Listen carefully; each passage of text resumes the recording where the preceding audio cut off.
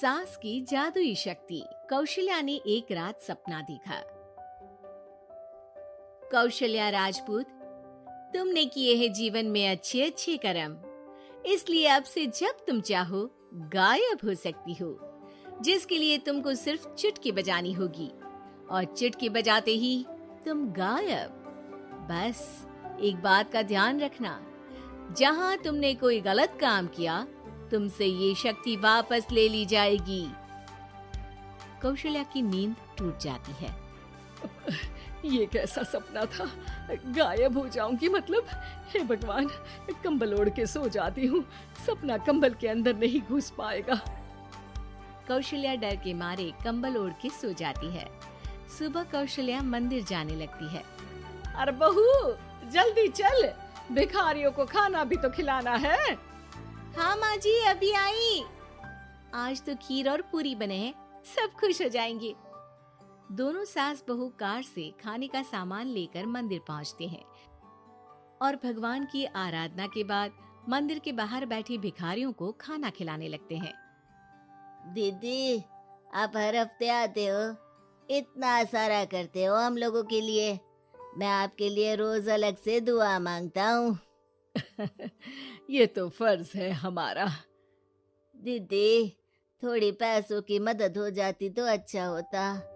बड़े चौराहे पे मेरी बीवी भीख मांगती है, उसका इलाज करवाना है, 100-200 रुपए लग जाएंगे। कौशल्या उसी वक्त भिखारी को 500 का नोट दे देती है और दोनों सास बहू वहाँ से लौटने लगती हैं। तभी कौशल्या को कोई शंका होती है। अब बहू रुक, तो मैं भी आई। कौशल्या वापस वहीं जाती है तो देखती है कि भिखारी वहाँ है ही नहीं। कौशल्या को रात का सपना याद आता है। वो चुटकी बजा के गायब हो जाती है और सीधे भिखारी के पास पहुँचती है, पर भिखारी को वो दिखाई नहीं देती। कौशल्या देखती है कि भिखारी उन पैसों से शराब खरीद रहा है और कौशल्या उसे वहीं एक चाटा मारती है। अरे कौन है बे? एक और चाटा पड़ता है। अरे कौन है? कौन है? हिम्मत है तो सामने आओ। भिखारी को झूठ बोलने पर तड़ातड़ चांटे पड़ते हैं। वो वहाँ से भाग खड़ा होता है। कौशल्या चुटकी बजा के वापस बहू के पास आ जाती है और मन ही मन सोचती है, ऐसे तो मैं कितने गलत काम रोक सकती हूँ, कितनी ताकतवर हूँ मैं, किसी को पता भी नहीं चलेगा। सासू माँ, आप क्या सोच रही हो? अब कुछ नहीं, कुछ भी तो नहीं। ठीक है, मुझे ना थोड़े पैसों की जरूरत थी। मेरे कजिन भाई है ना, उनकी तबीयत थोड़ी इधर उधर हो रही है। वो तो खुद से नहीं कहेंगे कि पैसे दे दो, पर बहन होने के नाते मेरा तो फर्ज बनता है ना कि भाई की मदद करूं। अरे हाँ हाँ, ले जाना पैसे। पैसे इसीलिए तो कमाते हैं कि जरूरत में काम आ सके। घर पहुंच के कौशल्या अपनी बहू को 10,000 रुपए दे देती है। कब जाएगी तुम मायके? कल शाम की ट्रेन है। दोनों काम में लग जाती हैं। तभी काम वाली दीदी वहाँ आती है। आज ना मैं आप लोगों के लिए पनीर बनाऊंगी। ठीक है, मंगवा लेती हूँ पनीर। पड़ोस की दुकान वाला पनीर दे जाता है और काम वाली बाई पनीर से रेसिपी बनाने लगती है। आज अपनी सुपर पावर काम वाली बाई पे ट्राई करती हूँ, देखूं तो सही किचन में करती क्या है ये। सास चुटकी बजा के गायब हो जाती है और किचन में पहुंचती है। बाई को खबर भी नहीं है कि कौशल्या भी किचन में ही है। आज तो मैं भी पनीर की सब्जी बनाऊंगी रात को अपने घर, और थोड़ा सा घी भी रख लेती हूँ। वैसे भी कौशल्या बुढ़िया खा खा के मोटी हो गई है।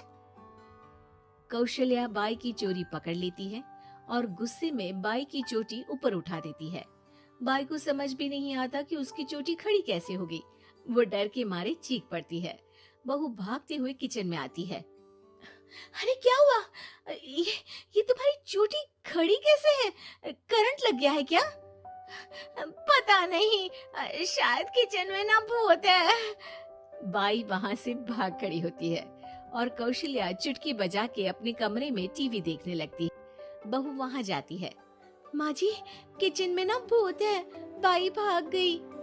अरे भागने देना, भूत का तो पता नहीं, किचन में चोर जरूर था और वो थी अपनी काम वाली। अच्छा हुआ चली गई। बहू को कुछ समझ नहीं आया। उसने किचन में जो देखा उसके सदमे में जो थी वो अभी तक। अगले दिन बहू अपने मायके के लिए निकल जाती है।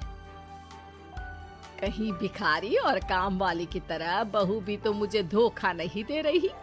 अरे कहीं वो पैसे ले जाके शॉपिंग तो नहीं करने वाली ना।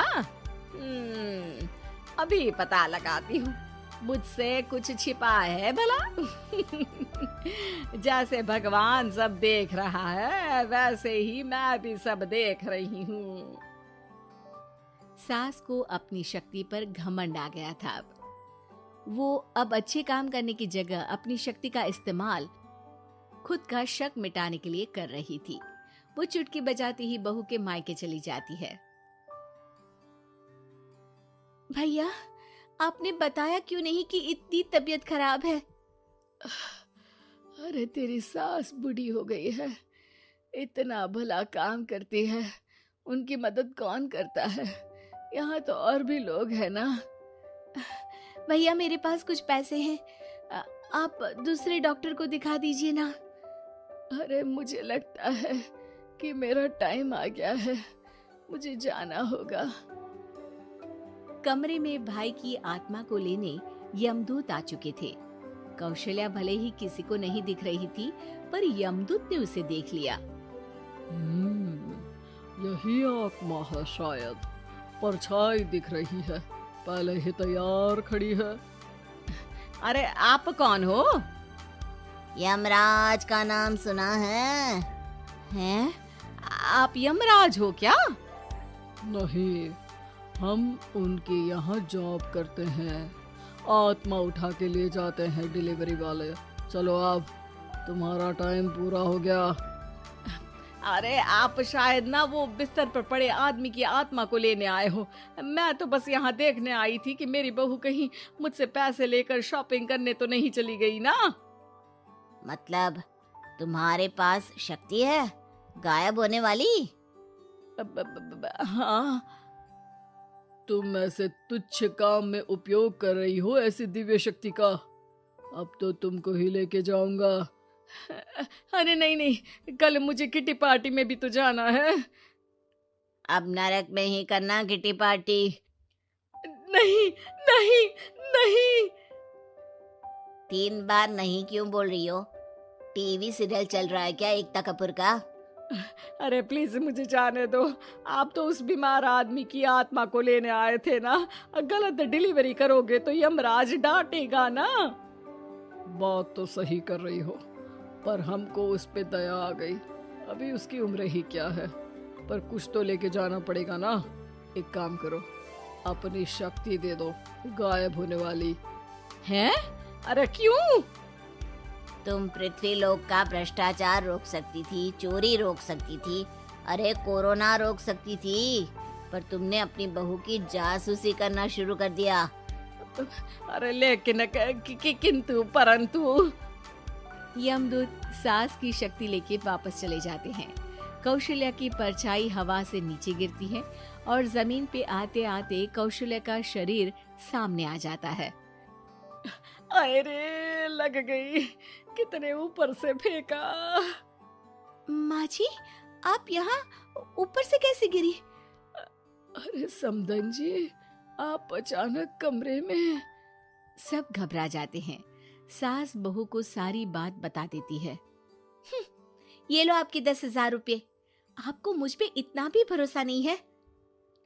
अरे बहन, मुझे दर्द नहीं हो रहा है, अब अचानक से सब अच्छा होने लगा है। अरे तो फिर बिस्तर से उठ जाओ और मुझे लेटने दो। गिरी हूँ ऊपर से तो पूरा बदन दुख रहा है।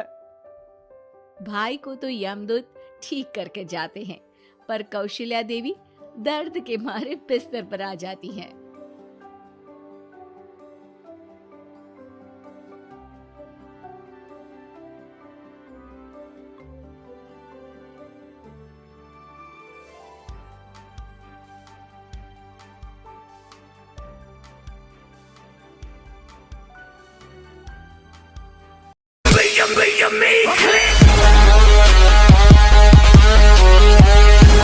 Like, subscribe,